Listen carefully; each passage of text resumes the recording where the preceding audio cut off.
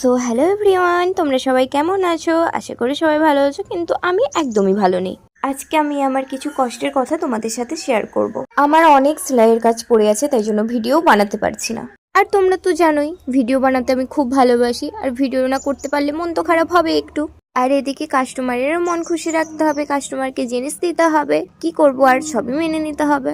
আর এইদিকে আমার কাজ করতে করতে মেশিনের সুঁচটাই ভেঙে গেছে। চলো এবার সুঁচটাও পড়াই। কাজের জন্য বাইরে ঘুরতে যেতেও পারছি না, কোথাও ভিডিও বানাতে পারছি না, রান্নাও করছি না, কিছু কোনো রেসিপি শেয়ারও করা হচ্ছে না।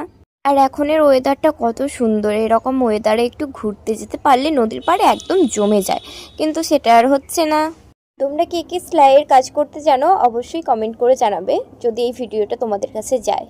আমি কিন্তু সকালবেলা ঘুম থেকে উঠেই চা খেয়ে নিয়ে কাজ করতে বসে গেছিলাম। এখন প্রায় বাজে 12টা, কিন্তু আমার আর ভালো লাগছে না কাজ করতে।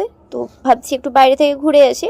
তো এবার তো স্নান করে নিতে হবে, তো চলো একটু বাইরে থেকে ঘুরে আসা যাক। বদনজরে আমার কপালে ওটা উঠে গেছে।